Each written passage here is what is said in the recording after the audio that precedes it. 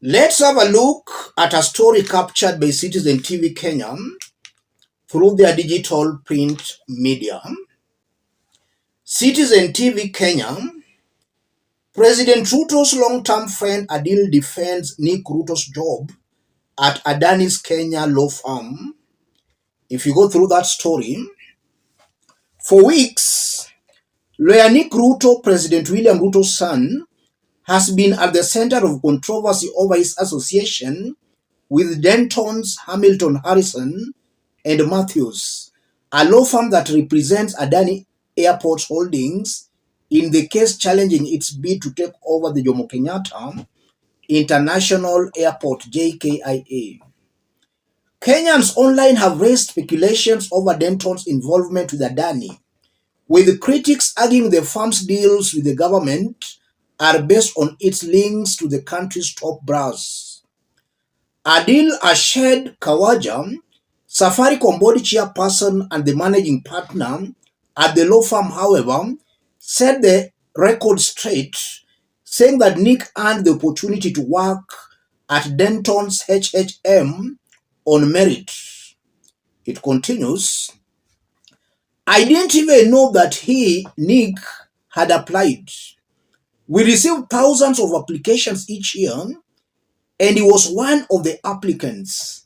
He went through the process and was selected," he said during a phone interview with The Nation. Adil and President Ruto have a close friendship, which is said has lasted over 30 years, with the businessman accompanying the head of state on various international trips. Adil also defended ADANI's decision to pick his law firm in the case, saying that Denton's HHM has experience in dealing with cases concerning public-private partnership (PPP) projects. ADANI are one of the biggest companies in the world. They are already running the port in Tanzania, and they want to expand across the East African region, Adil said. ADANI wants to revamp JKIA on a Kenya shillings 258 billion deal based on a PPP agreement. Kenya Human Rights Commission (KHRC), however, challenged the proposal through a petition, arguing that leasing the airport violates the principle of good governance, transparency, and accountability. The obscure nature of the ADANI proposal also attracted the attention of a parliamentary committee that has called for a special audit of the deal, instructing all processes with the Indian conglomerate to cease until they submit a report before Parliament by the end of October. Yes. The story of Nick Ruto has been in the headlines for some weeks now.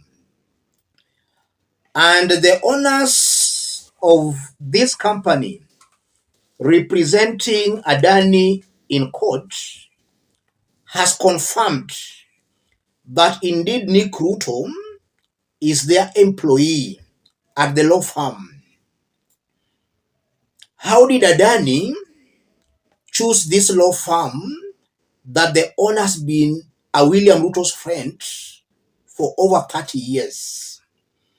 And how did Ruto's son end up working in that law firm? It's almost certain and very clear that Nick Ruto's father, the president, clearly influenced his being picked as an employee in this law firm representing ADANI in the court. So I won't be wrong to say William Ruto is very much well aware of this ADANI deal. Ruto might have influenced ADANI getting that tender. I want us to dig deep into this for Kenyans to understand what's happening here. If you are watching us but you have not yet subscribed, subscribe, give the video a like. Let's proceed. Yes, let's put things into perspective. We have ADANI being given a tender, and then a company that has employed Nick Ruto, William Ruto's son, is the company defending ADANI in the courts. And the owner of the company has been a close William Ruto's friend for several years. So how did ADANI settle on this company whose owner has been a William Ruto's friend for several years? And how did that company employ Nick Ruto? All these things are connected. I'm seeing a William Ruto who gave or recommended this company to ADANI. And I'm seeing a William Ruto who also influenced ADANI into being given the tender for JKIA. All these things revolves around Ruto. And I think that's coming out very, very clearly. There is no doubt about that. So this ADANI tender was influenced by William Ruto himself. KIA, these other ministers, these top government officials, they were just told what to do. They were directed on what to do. So it's clear and it's very true, just as I've been saying here, that Kenya Kwanza government is a one-man show. All decisions are being made at State House, Nairobi. The cabinet secretaries, these other government officials, are just being directed on what to do. So if William Ruto's government fails, the first suspect is William Samoei Ruto. He bears the greatest responsibility and is actually not letting his top government officials work. I think that can explain why this government is getting it completely wrong. Everything is being done at State House, Nairobi. And also, if you look at this story, I'm seeing a William Ruto who is using his position in government to influence tenders. And we just don't know how many tenders have been awarded. No tender can be awarded, especially these with huge sums of money. No tender can be awarded without William Ruto's approval. That's something we have been saying here. And this new information just confirms that. And now if you look at the bigger picture, I'm seeing a very high possibility where it will reach a time again, Kenyans will rebel once more against Ruto. And they'll rebel because Ruto is not listening to Kenyans. I consider all these as corruption maneuvers. This is a corruption in the making. I know there are some kickbacks also involved.